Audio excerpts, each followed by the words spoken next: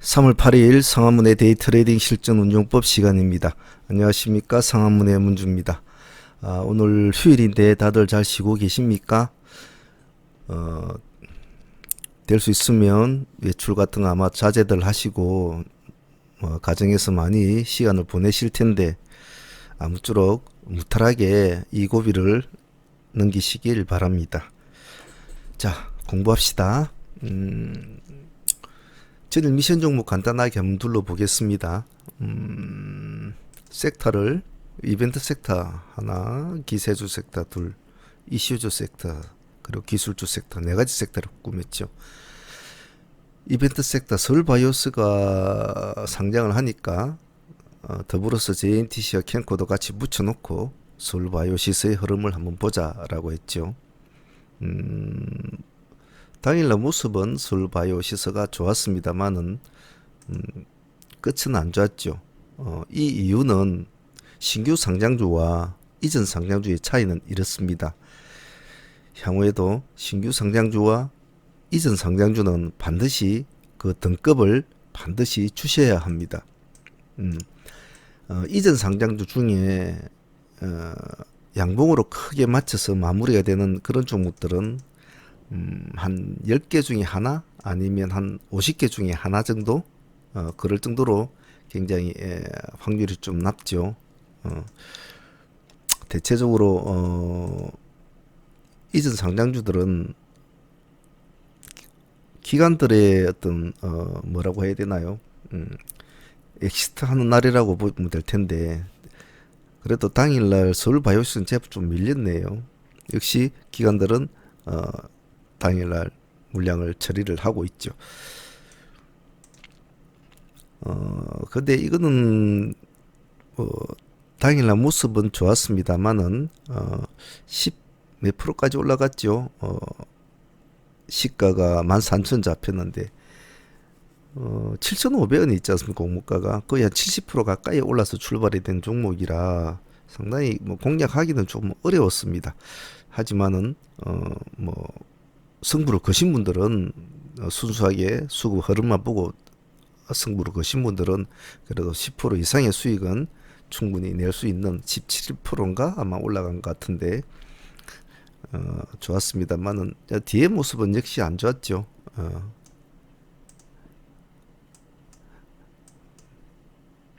뒤에 모습 안 좋았는데 향후에도 이전 상장주와 신규 상장주는 반드시 등급을 두고 매매를 하시는 것이 좋습니다. 저희들은 어차피 가지 못할 종목이라 상종목은 신규주들은 뭐 이전이든 뭐 신규주는 상한가를 가져야 되거든요. 상한가를 못 가면 그것은 그냥 그렇고 그런 종목으로 마무리되는 경우가 많지요. 특히 이전 상장주는 좀 그렇죠. 하지만 공략하신 분들은 당일 수익으로서는 괜찮았습니다. 서울바이오시스 흐름이 뭐 그러하니까 다른 종목들은 같이 살을 붙인 JNT와 캔코는 큰 흐름은 없었던 것 같네요. 기세주 섹터 한번 봅시다. 이텍플러스, KPS, 키다리, SNU. 큰 흐름을 기대하기는 뭐 힘들었지만은 그래도 KPS는 뭐 양봉을 만들어줬다는 것은 의미가 있고 마이너스 1%에서 종가상 플러스 1%, 고가가 4.9%네요. 흐름을 뭐 아직 지켜봐야 되겠죠. KPS 마이너스 1.8% 출발해서 고가가 플러스 7.9%. 이건 제법 좀 올랐군요. 이건 당일날 뭐 수익까지 줬으니까 책임 먹으실 분들은 책임 먹어도 좋으실 것이고 그리고 보유할 분들은 뭐 보유를 하면서 좀 더 보는 것도 좋겠죠. 키다리 스튜디오는 별로 그렇게 모습은 안 좋았군요. 이 날짜에 긴 골을 달아줬는데 아마 이 종목도 금요일날만 아니었으면 조금 흐름이 좀 좋았을 텐데 전일에 또 뭐 뉴욕 증시도 또 급락을 하고 이러니까 가보지도 못했네요. 시가가 마이너스 1.6% 잡혔기 때문에 이 종목은 가만히 봐야 될 종목이죠. 승부를 끌어야 될 종목이 아니고 왜냐면 양봉으로 나가죠. 양봉을 추구하는 종목은 띄워져. 띄워서 가야 되거든요. 근데 가려면 시가가 음봉으로보다는 양봉으로 잡혀져 주는 게 더 이런 스타일은 대체적으로 가지요. 근데 시가가 음봉으로 잡혔다는 것은 관망을 하면서 좀 더 지켜보아야 될 그런 종목이죠. 그래서 기다리 같은 것은 관망을 좀 하면서 지켜봐야 될 그런 종목이었던 것 같습니다.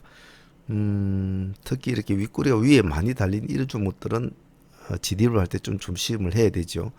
왜냐면 갈 때는 또 이렇게 꼬리만큼 어느 정도 채워주지만은 그렇지 못할 경우에는 모습이 안 좋단 말이에요. 인텍이나 KPS 같은 경우에는 똑같이 시가가 마이너스 1%대로 출발은 했지만은 기다려오는 앞 캔들에서 꼬리가 없었지요. 파동이 일어나지 않았다 것입니다. 이 두 개 다는. 그러니까 오늘 금요일날 상승 여력은 있었지만 기다리는 위에 파동이 일어났단 말이에요. 그런 놈이 같이 똑같이 음봉을 줬기 때문에 이런 종목은 인텍과 KPS와는 좀 차별적으로 봐줘야 되죠. 그래서 파동이 일어난 종목과 일어나지 않은 종목이 기세는 올리고 있는데 시가를 마이너스로 줄 때는 만약에 꼭 공략을 할 것이다 라고 표현을 할 때는 마음을 먹었을 때는 파동을 주지 않은 종목을 먼저 공략하는 것이 우선순위다. 이렇게 참조를 하시면 될 것 같습니다. SNU는 썩 모습이 안 좋았네요. 흐름이 얘가 흐름은 좀 불규칙해요. 시가 마이너스 1.0%에서 뭐 왔다 갔다 크게 움직임이 없었군요. 기세주는 큰 흐름은 없었던 것 같습니다. 이 시수 섹터는 뭐 어차피 외국 테마주도 한번 보고 푸른 기술도 뭐 김정은이 뭐 연락이 왔다니까 한번 봐주자 뭐 이랬는데 역시 파급력은 없었습니다. 푸른 기술 같은 경우에는 시가는 뭐 관심을 많이 받았네. 6.9%. 근데 재료의 두께가 그렇게 좋은 편은 아니었죠. 서로가 뭐 어떤 큰 두께를 가지고 뭐 나눈 것이 아니고 그냥 뭐 왔다리 갔다리 말 한마디 한 것이기 때문에 큰 그건 아니었죠. 근데 하여튼 진로는 나름대로 뭐 애국 테마준 이슈를 좀 탄 상황이었기 때문에 일본 입국 제한 뭐 탄 상황이었기 때문에 조금 파동은 일어났을 것 같은데 봅시다.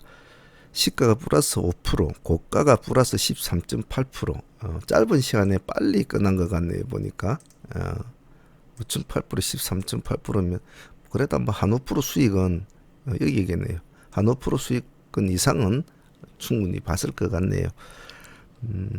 모나미를 하려다가 그래도 모나미나 뭐 하이트나 큰 뭐 차이는 없다 싶고 가려면 어차피 둘 다 가고 못 가면 어차피 둘 다 못 가니까요. 그래도 당일날 수익권으로서는 뭐 준 것 같습니다. 기술주 섹터는 하나니켈 1호를 공부 삼아서 꼭 해야 된다. 한번 보자 이랬는데 음봉을 내려주면 이런 모습을 한번 기대해보자 이래 했는데 음봉이 시가가 마이너스 3.8% 딱 잡혔죠. 예. 거기서 바로 승부수가 벌어진 것 같은데 상승폭은 상당히 높았던 것 같네요. 봅시다. 플러스 22%, 22%니까. 자, 이런 스타일 같은 것은 뭐 보통 두 가지 방법이죠. 하나는 땡 했을 때 바로 밑으로 슉 꺼지는 종목이 있죠.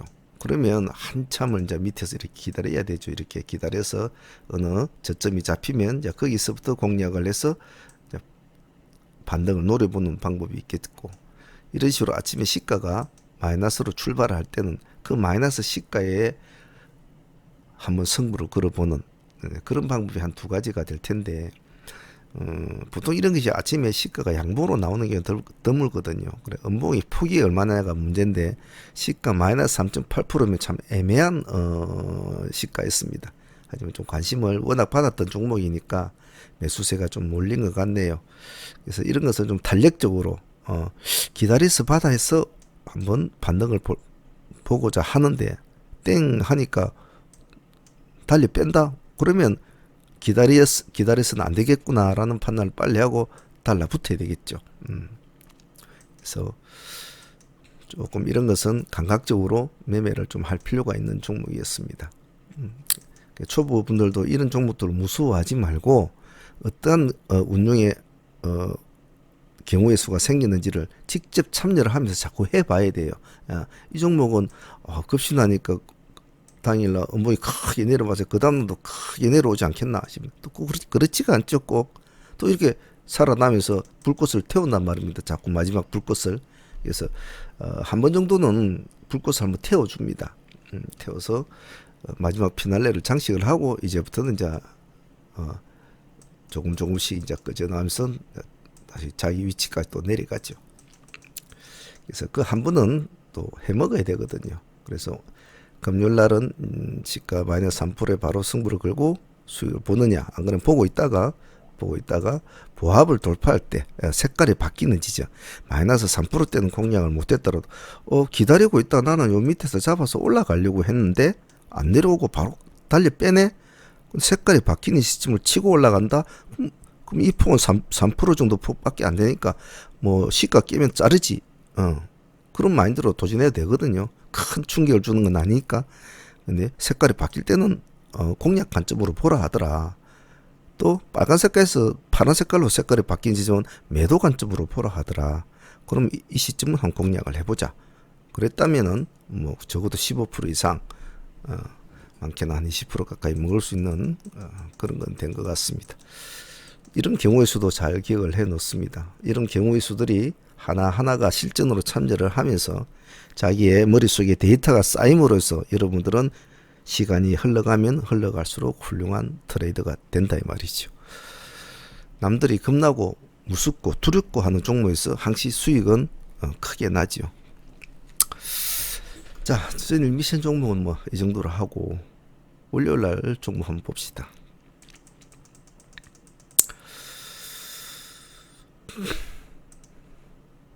포지션 체크합시다.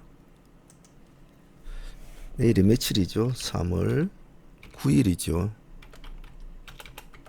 무슨 요일입니까? 월요일. 자, 그럼 지금은 휴일이기 때문에 휴일날에 우리가 준비해야 되는 것들은 많다고 그랬죠.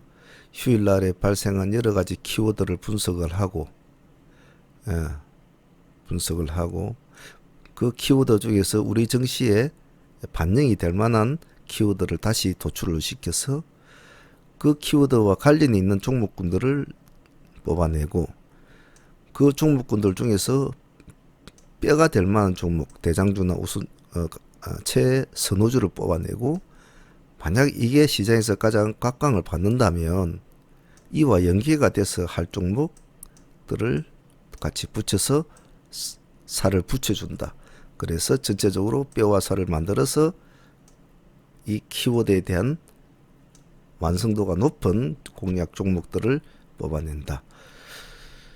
그래서 다음날 월요일날 장이 시작이 될 때 이러한 키워드와 종목군들을 우선순위로 나열을 해 놓았을 때 가장 먼저 시장이 어디 쪽에서 반응이 반짝거리는가를 먼저 보면 또는 아침에 시가 형성이 되는 것을 보면 이 키워드들 중에서 이놈이 가장 시장의 반응을 받고 있구나 라는 판단이 들었을 때는 뽑아 놓았던 뼈와 살들 중에서 가장 먼저 관심을 받는, 자기는 뼈라고 생각을 했지만은 때로는 저 마지막에 뽑았던 살이 이 자리로 올라갈 수도 있다는 거지요. 그렇다면은 관심을 먼저 받는 종부터, 만약 이놈이 받으면 이놈부터 최우선적으로 공략 관점으로 본다. 이것이 주말에 또 시작해서 월요일 아침 장 시작 때까지의 기본적으로 꼭 해야 하는 주말에 이제 해야 될 일이죠.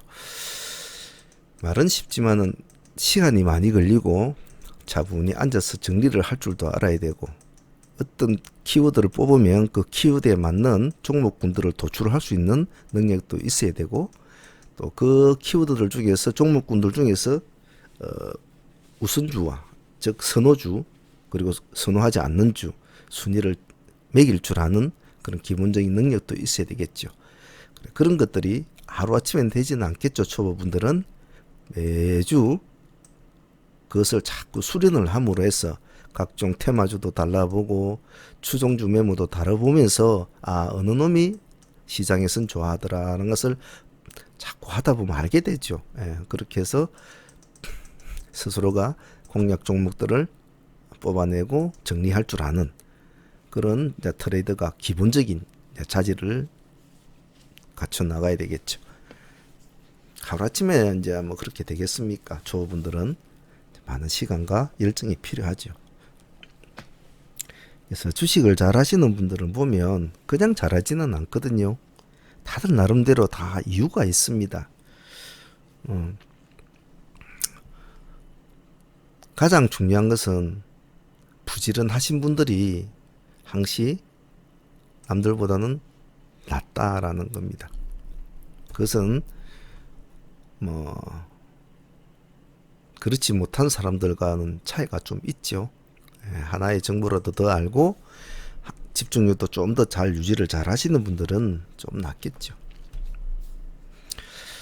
그래서 제가 여러분들한테 실전 운용법이란 이 강좌를 작년부터 이제 1년 동안 해오고 있고, 지금 벌써 올해도 3월달인데 하면서 여러분들한테 누누이 강조했던 것은 무엇이든지 시간이 걸리고 하나의 뭔가를 이루기 위해서는 탑을 쌓아가는 돌담을 쌓아가는 시간이 필요하다. 내공이라는 게 그냥 하루아침에 무협지처럼 영약 같은 거, 산삼 같은 거 한 개 먹고 갑자기 팍 이렇게 내공이 올라가는 그런 경우도 있겠지만은 대부분 다 긴 세월을 수련을 통해서 고수로 가는 길을 이제 가지요. 물론 훌륭한 스승이 가혹하게 훈련도 시키고 이제 그런 것도 있겠지만은, 그래서 절대로 하루아침에 이루어지는 것은 없다라는 거 잘 아시고 꾸준하게 스스로가 잘못된 점을 수정 보완해 시키고 그것을 자기의 트레이딩 툴에 대입을 시킴으로 해서 남들보다 조금 더 나은 자기만의 트레이딩 툴을 구축해 나가면 훌륭한 트레이더가 됩니다. 시간이 필요하겠죠. 자, 월요일 주말 동안 나온 이슈는 온통 코로나 이슈이기 때문에 특별한 이슈는 없죠. 자, 그럼 이러한 시장 같은 경우에는 트레이딩 방향을 다음 주는 어떻게 잡아야 될까라는 이제 고민들을 많이 합니다. 그래서 대체적으로 그냥 시장의 강세 종목이 또 관심을 끌고 있고 온통 이슈가 코로나니까 그쪽에만 집중을 딱 하자. 이것도 나쁜 방법은 아닙니다. 하지만 시장은 인생이나 주식이나 양이 있으면 반드시 음도 있단 말입니다. 음도 있단 말이에요. 그래서 너무 양봉만 추구하다 보면 그 애들이 일시적으로 에너지를 소진이 될 때는 얘네들이 힘을 쓴단 말이죠. 그렇기 때문에 너무 한쪽에 편파된 치우친 매매를 하면은 매매가 어떤 예기치 않은 상황이 벌어질 때는 매매가 상당히 방향을 잃어버리고 우왕좌왕합니다. 그래서 항상 그러한 자들과 그렇지 않은 자들을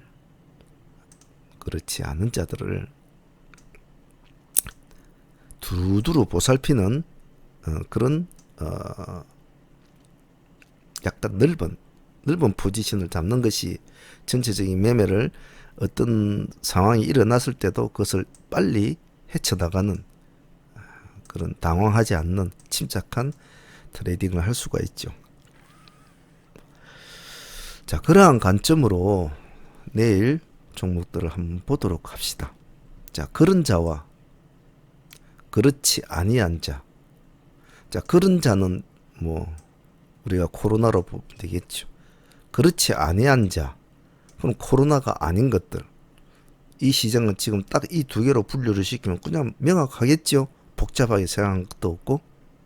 그래서 둘 다 놓칠 수가 없기 때문에, 놓칠 수가 없다기보다는 둘 다 관리를 해줘야 하기 때문에 그 두 개의 키포인트를 잡고 그러면 그런 중심에 서 있는 그런 자와 그렇지 않은 자들 중에서 키워드를 뽑아내 보자. 그렇게 하면 조금 정리가 쉽겠죠. 자, 그러면 그런 자들, 시장의 중심에 있고 수성을 하려는 자들, 그리고 찬탈을 하려는 자들. 지금 시장의 중심인 누가 있는가? 이 시장의 중심은 지금 뭐 수젠텍이나 시젠, 뭐 랩지노믹스 같은 뭐 진단키트 애들이 많이 시장을 장악하고 있죠. 그렇지 않은 자들은 뭐 청호컴넷이나 지코 같은 개별적인 재료를 가진 종목들이 같이 어울리고 있습니다. 이 상한가의 네 개의 상한가에서 나타내는 이 의미가 참 중요하죠. 꼭 시장은 강한 놈, 이슈가 있는 그런 놈들만 무조건 시장이 다 주지는 않는단 말이에요. 반드시 그와 대응을 할 수 있는 애들을 반드시 시장은 다시 올려놓습니다. 그래서 균형을 잡아주죠. 예. 그래서 트레이딩 종목을 도출시킬 때도 그런 마인드로 한번 보시면 좋을 것 같습니다.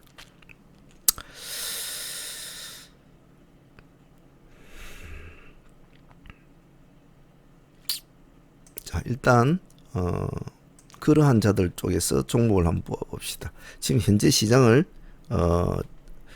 코로나 관련 주에서 장악하고 있는 것은 현재로서는 진단키트 쪽입니다. 자, 현재 지금 대장주로 되어 있는 것은 뭐 수젠텍이 올라가 있죠.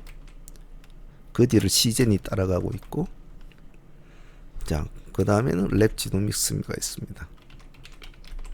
물론 다른 종목들도 있겠죠. 요 밑에 뭐 PCA도 있고, 뭐 EDGC도 있고, 뭐 여러 가지 종목들이 있습니다만 굳이 그런 것까지는 볼 필요가 없고, 매매는 간결하게 해야 된다고 했죠. 그래서 일단 진단키트가 시장을 장악하고 있으니까 이 종목을 같이 한번 봐주자.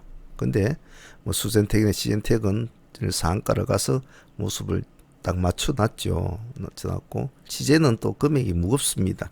그러면 상한가를 가지 못하는 랩지노믹스 시간의 상한가를 이제 가 있는데 0.9% 더 올라가 있는 거죠. 0.9%만큼 빠지는 바람에 못 갔으니까 결론적으로 이 종목은 월요일날 시가가 낮을 거란 말이죠. 그래서 만약에 월요일날에도 진나키트 주들이 강세를 보인다라면 랩지노믹스를 같이 추종 매매를 하면 되겠죠. 어렵게 매매할 필요가 없으니까요.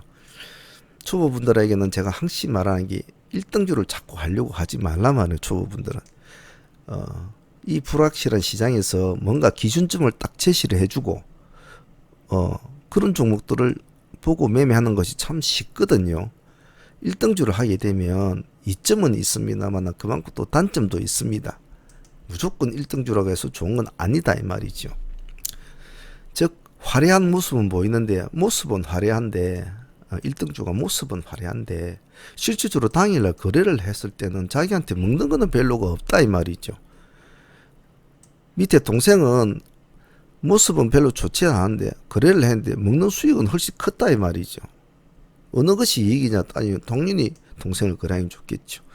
장기적으로 1등주가 날아간다는 경우를 봤을 때는 뭐 1등주로 거래하는 게 좋겠지만 지금은 그런 시기는 아니거든요. 얘들 스타일은 코로나 관련주 전체가 다 그렇죠. 올랐다가 내렸다가 갔다가 죽었다 그러잖아요. 이걸 뭐 어떻게 보유하고 있어서 뭐 대박을 보겠다 이런 생각은 안 하는 게 좋다. 그래서 진단키트가 일단 시장을 장악하고 있으니까 제일 막내 동생을 추종 매매를 한번 해보자. 중요한 것은 추종 매매의 가장 기본적인 전제 조건이 뭐지요? 추종하고자 하는 종목의 강도라고 했습니다. 그 강도가 세느냐 안 세느냐에 따라서 동생들 종목을 어떻게 관리를 하냐는 것을 스스로가 운용법을 배워가는 거죠.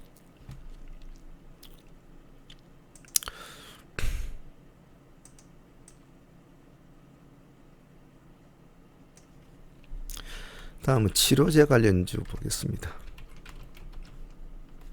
치료제 관련해서는 지금 세계 각국에서 여러 가지로 많은 심려를 기울이면서 개발에 박차를 가하고 있습니다만은 지금 유력하게 완전히 이것이다라고 나타나는 건 없죠. 그래서 그냥 이름이 많이 떠오르고 나름대로 좀 설득력이 있고 그런 쪽에 또 종목이 여러 종목이 좀 포함이 되어 있는 그런 종목, 그런 테마군을 골라보면 치료제 관련주 중에서는 이뮨 매드와 관련된 종목들을 한번 봅시다. 시장이 안 받아주면 안 하면 되니까요. 첫 번째로는 뭐 이뮨 매드 관련주도 몇 가지가 되죠. 첫째로 뭐 마크로젠, 그리고 뭐 SV 인베스트먼트, 그리고 몇 가지가 있습니다. 그 보면 조이시티도 있을 것이고 바이오톡스텍 뭐 이렇게 한 서너 종목이 될 텐데 더 뭐 있을 수도 있겠지만 이렇게만 보면 될 텐데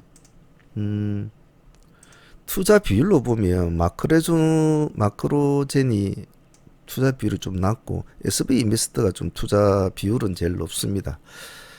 높는데 지금 현재로 시간 내에서는 마크로젠이 지금 플러스 6.0% 올라가 있거든요.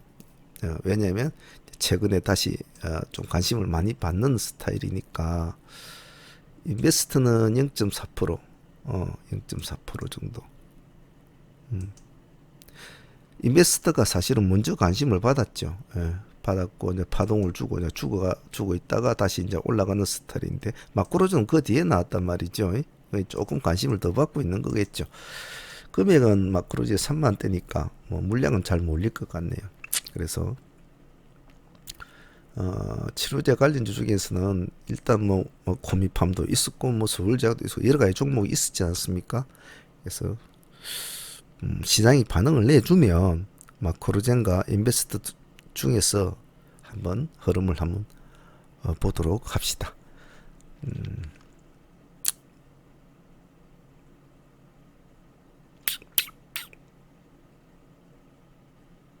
그러면 진단 쪽에 애들하고 치료제 쪽에 애들하고 일단 이렇게 두 개로 현재로서 마무리가 돼야 되겠죠. 코로나 관련주는. 다른 종목들은 각계 전투가 되겠죠. 뭐 예를 들면 어제 뭐 KN 같이 아니면 레몬 같이 마스크 관련들은 각자의 개별적인 재료가 나올 때마다 한번 푹 올라갔다가 배 꺼지는 그런 스타일이 되겠죠. 얘네들은 다른 것들도 마찬가지고 최종의 승부는 어차피 진단키트와 치료제 쪽에서 승부가 나겠죠. 지금은 뭐 에탄올 관련주나 마스크 관련주에 뭐 거기다 승부를 걸 그런 건 아니죠. 그리고 새로운 이슈에 또 집중을 해야 되겠죠.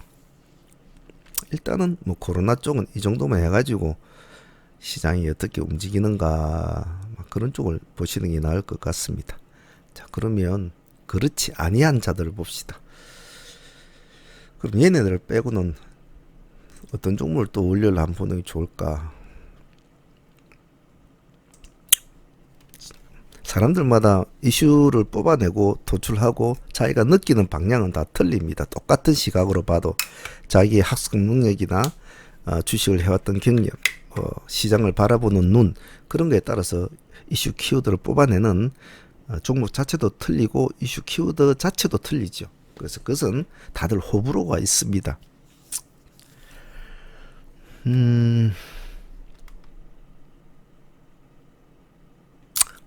코로나가 진행이 되고는 있지만은 그래도 큰 틀로 보면 지금은 이제 전 세계적으로 확산이 되어 가지고 있고 점점 더 최초 발생 지역 중국이나 우리 쪽은 지금은 조금씩 자리를 잡아가는 형태로 돼 있고 수치상으로서는 우리가 뭐 확진자가 많이 나왔다고 나왔지만 그건 우리가 굉장히 좀 빠르게 움직이는 편이죠. 그렇기 때문에 나온 거지만 다른 세계 국가들은 솔직히 그런 속도가 느립니다. 서서히 이제는 시작이 된다고 보면 되겠죠. 그렇게 되면 뭐 글로벌적으로 어떻게 진행이 될지는 모르겠지만은 어차피 세상은 돌아간단 말입니다. 그럼 해야 될 건 또 해야 되거든요. 그렇다면 가장 가까운 정치 테마들 중에서는 한 번 정도는 관심을 봐줍시다. 누구를 볼 것이냐. 뭐 이낙연 총리는 뭐 계속 좋은 흐름을 이어가고 있죠. 있는데 돈은 지금 안 되죠. 그러면 이재명 관련주를 한번 봅시다. 이번에 코로나 관련 사태를 뭐좀 속 시원하게 잘 처리를 했다. 그 덕분에 대선 순위 뭐 2위로 올라갔다. 이낙연 뭐 뒤로 올라갔다라는 뭐 뉴스가 나왔으니까 좀 그런 건 있죠. 빨리빨리 즉각적으로 처리를 잘했다. 뭐 이런 평판을 듣는 것 같습니다. 그래서 이낙연 관련주도 뭐 많죠. 뭐 대표적으로 에이텍, 뭐 에이텍 TN, 뭐 정다운, 뭐 등등 뭐 많죠. 그런 건 여러분들 찾아보면 많이 있을 겁니다. 몇 가지 종목 올려놓으시고 뭐 대표주는 뭐 에이텍 TN이라고 하지만 그것도 할 수가 없거든요. 당일날에 어떤 종목이 먼저 치고 나가는 거는 관련주가 뭐 대표적인 관련주 좀 몇 개 있으니까 올려놓고 움직이는가 움직이지 않는가를 일단 봐야 되겠죠. 움직이면 가주는데 움직이지 않으면 굳이 할 필요는 없죠. 그래서 이슈로 올라가는 종목들은 이슈가 시장에서 정확히 받아줘야 되는데 안 받아주면 아니거든요. 하지만 뭐 관련 조사에서 뭐 2위까지 올라갔다는 것은 이재명 씨 나름대로의 뭐 것으로 봤을 때도 의미 있는 일이니까 한번 봐줄 필요성은 있다. 그렇게 합시다.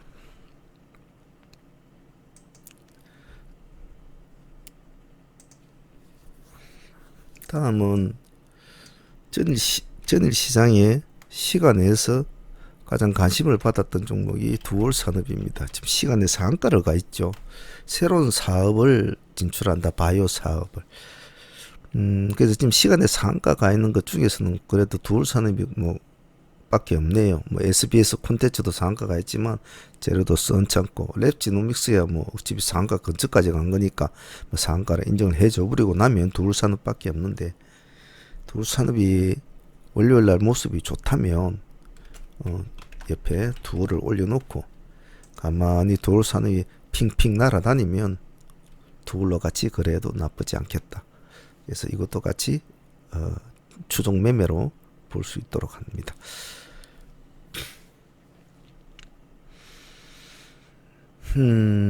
기세주 쪽은 한번 봅시다. 기세주 쪽은 월요일 날에는 될 수 있으면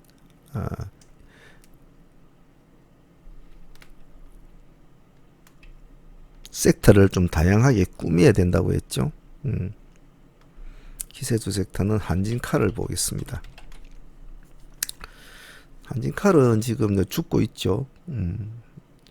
고개를 뚝 떨구고 이제 이렇게 하고 있는데 좀 받아줘 보죠. 좀 받아주는 시간에서도 마이너스 1.2% 빠져 있기 때문에 뭐 이 정도 지금 여기 65,000원 한 66,000원 뭐 이 정도 뭐 이 정도 시집에서 한 받아준다. 그래서 내려주면 약간 보유를 해서 양봉을 좀 만들어주는 기다렸다 받아야 되기 때문에 서둘지 않아도 되겠죠. 이런 것은 받아주는 종목은 서둘 필요가 없습니다. 받아서 양봉성에서 몸을 뭐 음봉이든 양봉이든 어느 정도 선에서 받아서 웅크리고 있고 그 뒤에 이제 흐름을 조금 기다리면서 인내를 한번 해보는 그런 스타일로 해보면 좋겠죠. 그래서 한진칼은 한번 봅시다.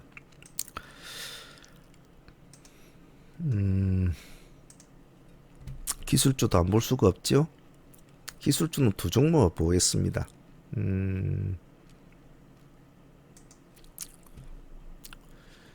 국동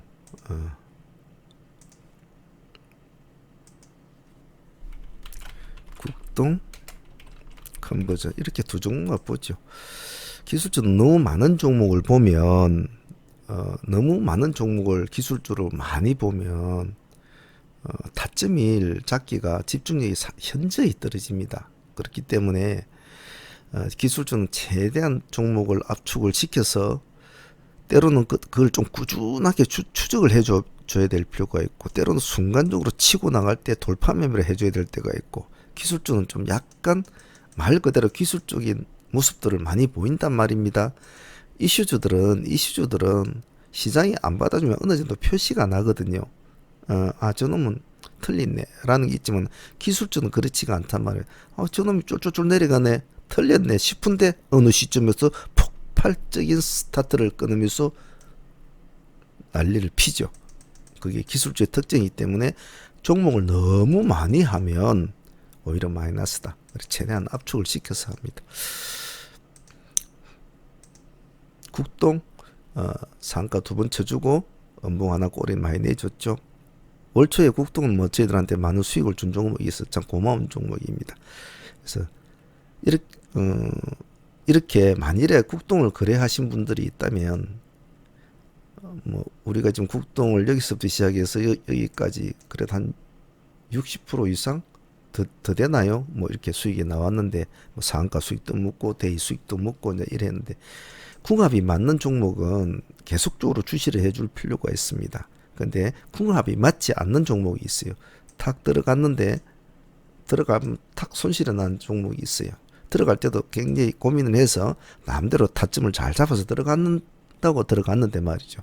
그러면 그런 종목을 한두 번 거래하다 보면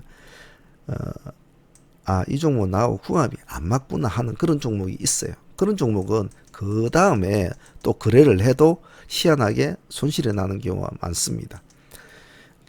무슨 뭐 주식에다가 그런 뭐 미신 같은 것을 하나 하지만 절대로 그렇지는 않습니다. 왜냐하면 궁합이 맞다, 궁합이 안 맞다라는 이 표현이 단적으로 말하면 이놈하고 붙으면 꼭 자신이 있더라 이 말이야. 이놈만 들어가면 희한하게 수익이 나요. 왜냐면 지가 잘한다기보다 주식은 덕이 있어야 된다고 했지 않습니까? 지가 열심히 공부해서 어느 시점에 잘 들어갔다, 저점을 잘 잡아 들어갔다. 그거는 자기의 어떤 기술적인 차원에서 기술적인 공부에서 지가 할 수 있는 최대한은 한 겁니다. 그다음 나머지는 뭡니까? 시장이 도와줘야죠. 시장이 과연 이 종목을 나와 같은 시선으로 봐줄 것인가? 같은 시선으로 봐주면 상승을 하겠죠. 약간의 덕도 따라야 된단 말입니다. 그래서 궁합이 맞는 종목은 자신감이 있거든요. 그래서 조금 망설이던 어떤 타점도 궁합이 맞는 종목은 먹은 게 많기 때문에 그 타점도 탁 들어가요. 근데 궁합이 맞지 않는 종목은 분명히 어제도 그 타점이 맞겠다 하라고 들어갔는데 택 깨버리고 내려오거든요. 그래, 한 번 더 했어. 또 택 깨버리고 내려와. 그래, 너 내일 한번 보자. 또 그 다음날 날이 밝았어. 이놈이 또 하락을 해. 됐다. 이제 한번 해보자. 택 깨져. 잘 안 맞아. 웬만해서는. 그래서 이런 애들은 궁합이 안 맞다고 생각하는 종목은 최대 3번까지만 하세요. 최대 3번까지만. 딱 3회까지만 도전을 해보고 뭔가 안 맞으면 당분간은 쳐다보지 마세요. 그리고 언제 시간이 조금 흐르고 어느 때가 옵니다. 저 같은 경우도 저한테 손실을 준 종목은 웬만해서는 버리지를 않아요. 꾸준히 추조를 합니다. 일주일이든 10일이든 어느 한 타점을 딱 한 번의 타점을 잡기 위해서 기다리면 그 어느 한 타점이 뭐 보통 한 5일에서 10일 사이에 한 번을 줍니다. 그럼 거기서 들어가서 손실분의 2배 내지 3배는 반드시 챙기고 나오죠. 물론 약간의 오기랄 수도 있을 것이고 막 그렇지만은 때로는 이 트레이더는 그런 집념, 끊기, 오기도 좀 있어야 합니다. 너무 유들유들해도 안 좋거든요. 그래서 궁합이 맞다 안 맞다의 의미는 그러한 의미로 받아들이면 될 것 같습니다. 그래서 국동은 궁합이 맞는 종목인데 뭐 시간에서는 부합으로 되어 있기 때문에 월요일 날은 뭐 큰 나쁜 모습은 보이지 않을 것 같으니까 서둘지 마시고 뭐 될 수 있으면 아침에 뭐 시장이 좀 어글어글하면 시장이 판세가 안 좋으면 아침에 일찍 땡 하자마자 관심을 받을 것이고 시장이 좀 생각한 대로 돌아간다고 보면 정상적으로 돌아가면 약간 음봉을 내려주겠죠. 음봉을 내려주면 한번 본다 보고 음봉이 마이너스 3%로 짧습니다. 이 꼬리가 3%짜리 꼬리입니다. 짧아요. 좀 길면 좋을 텐데 거꾸로 생각하면 그만큼 관심이 많다 이 말이겠죠. 그래서 뭐 이 종목은 흐름이 잡히면, 즉 그 흐름이라는 것이 수급이 들어오는 게 눈에 보이면 그때 같이 그냥 발을 하나 얹어준다라는 마인드로 하세요. 어디 타점을 잡는다, 어떻게 한다라는 생각을 하지 말고. 컨버저 한번 봅시다.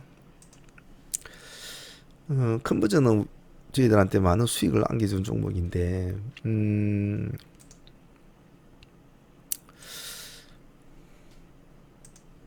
이 꼬리 부분 끝에까지는 뭐 공략을 못한 것이 좀 아쉬웠지만은 저희 트레이딩 히스토리에 뭐 저희들이 자주 이제 올려놓기 때문에 여러분들도 뭐 많이 보셨을 텐데, 일단은 우리가 한 이 시점 돼서 아마 들어갔나 아닌지 이거보다 더 낮을 것 같은데, 막 그 이야기는 나중에 하고.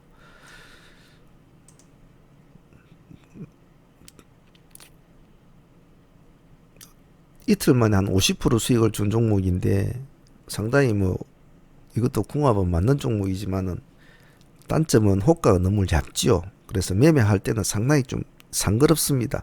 호가가 얇은 종목은 내가 돈을 1억 있는데 오늘 승부를 걸어서 한번 해봐야지 해도 턱 넣으려고 하는데 보면 1억을 넣으면 한 10%까지 급등을 할 것 같아요. 왜? 호가가 너무 얇으니까. 그렇기 때문에 그런 호가 얇은 종목들은 돈을 막 치고 싶어도 치지를 못해요. 그래서 매매가 좀 어렵습니다. 하지만 기술적인 관점으로는 한번 봐줘야 될 자리거든요. 그래서 간혹 뭐 저희 초보 회원들 중에 우리 리딩 받는 회원들 중에서도 그렇게 문준이 뭐 이렇게 호가가 이렇게 어느 한 종목을 공략을 하려고 하는데 돈을 어느 정도로 이게 진입하는 게 좋겠습니까? 이제 물어봐요. 그러면 그냥 저는 보통 그렇게 이야기합니다. 1,000만 원을 하든 1억을 하든 뭐 5천만 하든 그냥 호가를 보고 호가에 하나, 둘, 세 개의 호가를 합쳐서 세 개를 합쳐서 자기가 진입한 돈을 충분히 소진이 될 수 있는 호가면 그 돈 가지고 하면 된다. 즉 내가 2천만 원 갖고 하겠다. 그래 이 세 개의 호가를 합쳐보니까 5천만 원 정도 된다. 그러면 충분히 받아주죠. 세 개의 호가를 받는데 1,000만 원도 안 된다. 그러면 2천만 원 하면 안 되겠죠. 1,000만 원 정도로 가지고 해야 되겠죠. 세 개의 호가를 합치는데 500 정도 된다. 그럼 500 정도만 가지고 해야 되는 거예요. 그게 가장 무난하다라는 겁니다. 하나 예일 뿐이죠. 뭐 승부라는 게 또 때로는 뭐 그런 거 따지고 할 필요는 아니지만은 평범하게 매매를 할 때는 그렇게 하는 게 좋겠다는 거죠. 컨버전은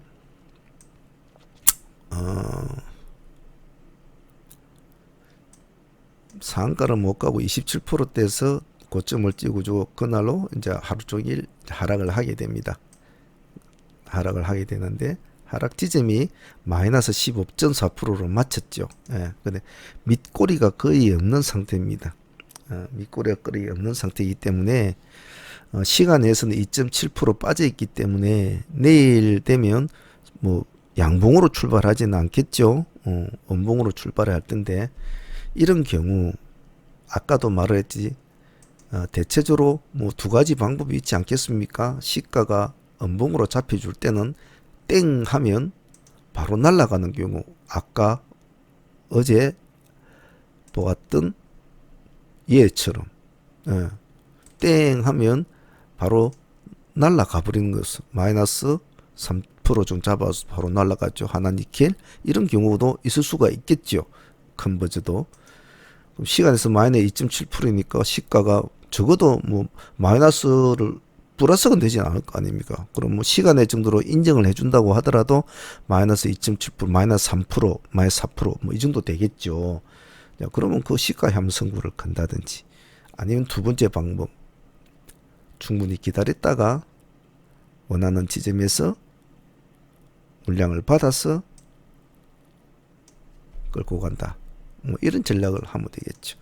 그래서 보통 그러한 스타일은 이런 진입에 대한 스타일은 자기의 성격과 아주 밀접합니다. 소심한 분들은 승부를 잘 못 끌죠. 성격이 강한 사람들은 빨리 후다닥 하고 빨리 난 뭐 죽이 되든 밥이 되든 빨리 해야지 하는 사람들은 겁니다. 그리고 획 내려가면 얼른 잘라버리죠. 올라가면 챙기고. 근데 성격이 소심한 분들은 잘 못 였죠.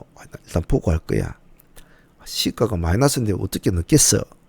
그럼 기다려서 해야지 하는 사람들은 이런 시가의 승부를 거는 거는 자주 놓쳐요. 그 대신 많이 다치진 않죠. 그래서 그런 사람들을 보면 또 기다렸다가 잘 잡아가지고 또 수익을 올리는 사람들도 많죠.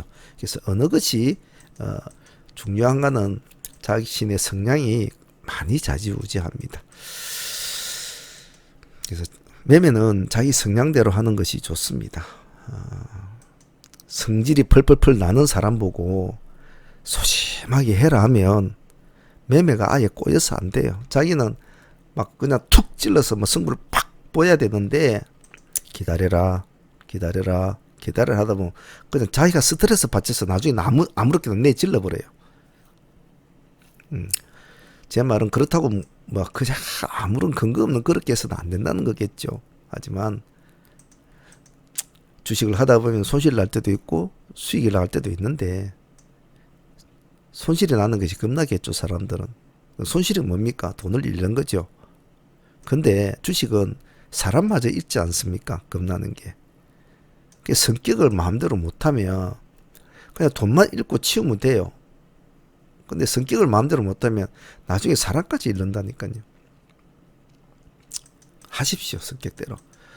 다른 사람들은 보면 많은 좋은 책들이나 또 아주 잘하시는 분들의 어떤 강의나 이런 걸 보면 스스로를 자제하고 인내하고 어떻게 하고 그런 말도 합니다. 물론 다 좋은 말들이죠. 근데 그런 좋은 말들로만 이 세상에 이루어지지 않지 않습니까? 그래서 자기가 맞다고 생각이 들 때는 한번 승부를 확 던질 줄 아는 그런 것도 나쁘지는 않습니다. 무작정 또 그러면 안 되겠죠. 그러다는 온통 싸대기만 신나게 맞습니다. 조심을 하되 승부라고 느껴졌을 때는 자기 몸을 던질 줄 아는 승부 근성은 필요하다는 겁니다. 자, 오늘 주말입니다. 주말인데 제가 여러분들한테 제가 저에게 소중한 많은 시간들을 할애를 해서 여러분들한테 이 동영상을 만들고 또 올리고 합니다. 과연 제가 이런 열정을 쏟아부은 만큼 과연 여러분들이 작년 한 해 동안 공부를 잘했는지 뭘 어쨌는지 그런 것도 참 궁금하기도 해요. 그래서 여러분들한테 댓글도 좀 자주 달아라 하는 이유는 그런 소통이 좀 아쉽다는 거죠. 그리고 이 시간이 짧지가 않기 때문에 어떻게든 한 20분 단위로 맞춰보려고 그렇게 노력을 합니다만 그건 도저히 안 되더라고요. 그냥 10분, 20분 단위로 할 것 같으면 이것을 안 하는 게 낫죠. 예, 안 하는 게 낫죠.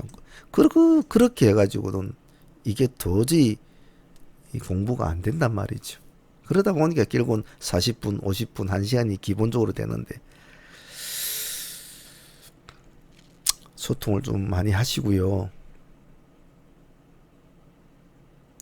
좀 스스로 동참을 하는 모습을 자주 보여줬으면 좋겠군요. 자, 내일 새로운 한 주가 시작이 됩니다. 하지만 아직은 10일이 아직 안 됐기 때문에 월초라고 표현을 할 수는 있겠습니다. 월초라고 표현할 수 있을 텐데 그래도 월요일이니까 월요일은 시장의 방향성이 잘 안 잡히는 모호한 날이기 때문에 방향성이 잡힐 때까지는 매매를 조금 조심스럽게 해야 된다라고 제가 늘 유지합니다. 잘 기억을 하시고 아침에 우리가 미션 종목을 딱 정리를 해놓고 어느 놈이 시장에서 받아줄 건지 가만히 보고 있으면 표시가 난다고 그랬죠. 그러면 그때 1, 2%더 주고 해도 된다고 했습니다. 서둘지 마시고 차분하게 다음 주도 열심히 한번 해보시길 바랍니다. 자, 오늘은 여기까지 하겠습니다. 상한문의 문주였습니다. 감사합니다.